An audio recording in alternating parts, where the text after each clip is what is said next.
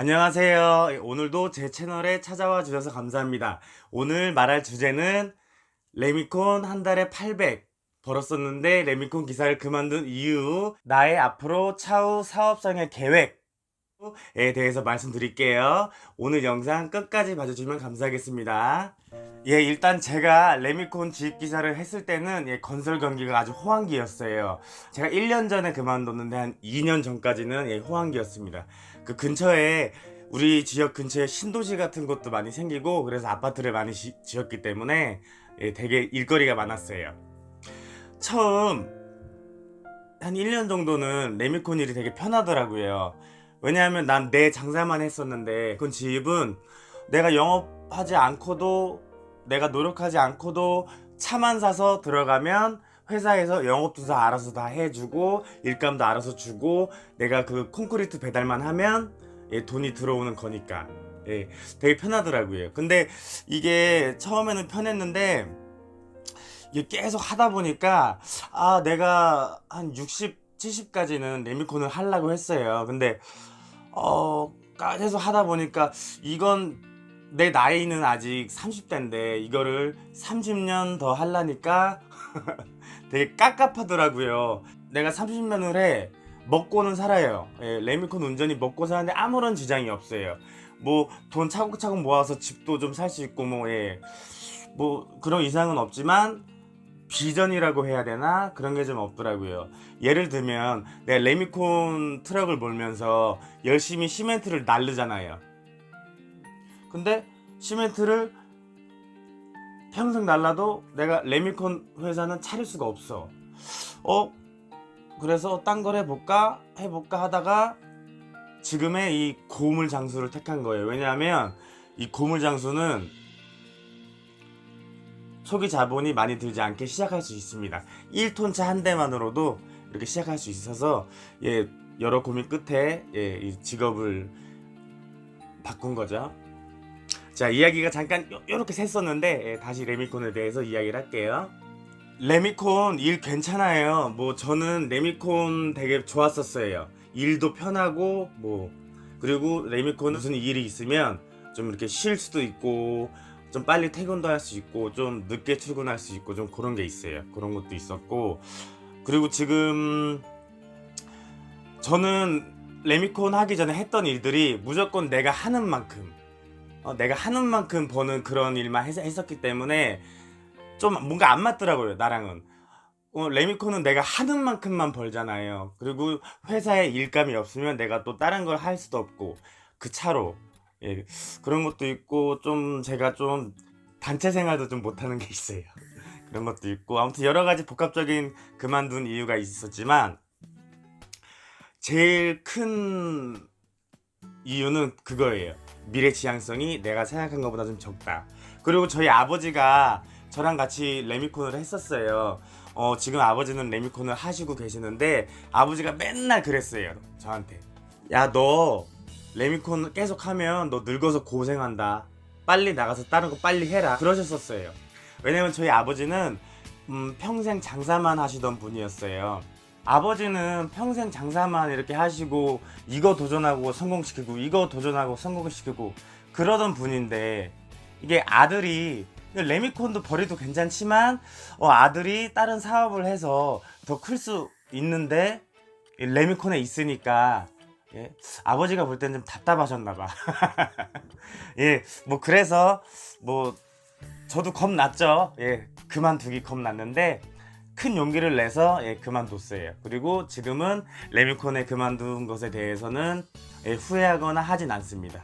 그리고 아버지가 제가 일을 하면 어떻게 하는지 지켜보셨기 때문에 계속 그래서 아버지는 저를 믿은 거죠. 아버지가 용기를 주신 거죠. 너는 열심히 하니까 뭐든지 나가서 하면 이것보다 더 괜찮을 거야 라고 해서 나오게 됐습니다. 아유, 목말라. 물 한 잔 먹고요.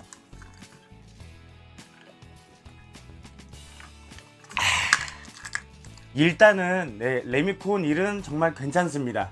근데 약간 위험하기도 하고 그런 것도 있지만 벌이도 괜찮고 괜찮아요.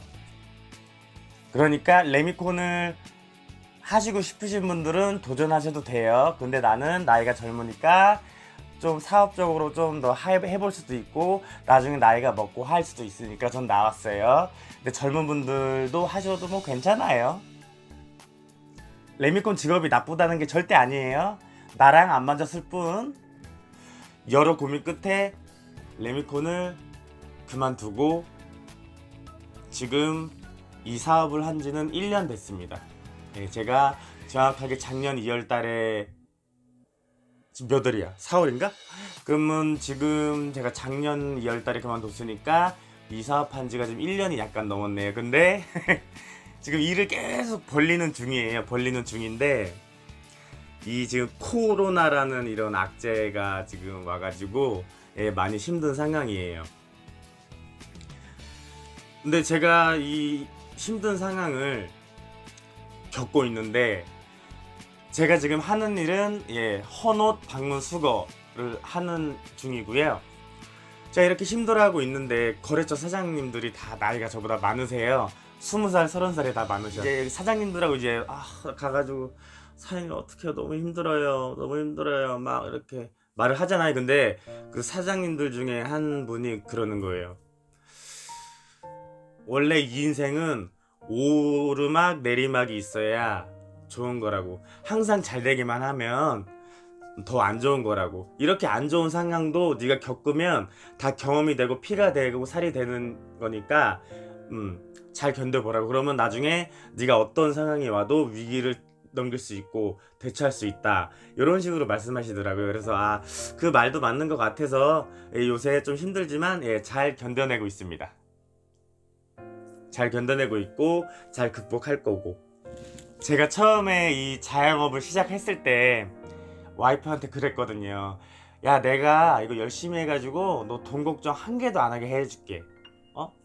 그러니까 좀만 기다려.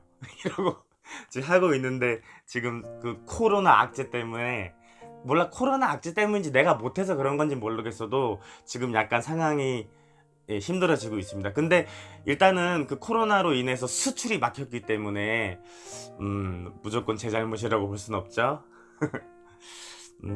아무튼 지금 그런 엄청난 고난을 겪는 중이고요. 이거를 잘 이겨내서 한번 커보려고 합니다. 저는 지금 어떤 식으로 커보려고 하냐면, 요식업계에 백종원 대표님이 되게 유명하시잖아요. 저는 열심히 해서 우리 헌옷 업계에 백종원 같은 대표가 되는 게 제 목표예요. 그렇게 목표를 잡아두면 그렇게까지는 안 가더라도 근처까지는 가더라고요. 그래서 요즘에 막 그래요. 내가 그렇게 성장을 해서 전국으로 다니면서 솔루션도 해주고 이런 막 상상을 해. 그러니까 요즘같이 이렇게 안 좋은 시기에도 멘탈을 잘 잡아지더라고요. 그렇게 될 거예요. 그렇게 해볼 거예요. 그렇게 할 거고. 그리고 요즘 자영업자분들 너무 힘드시죠?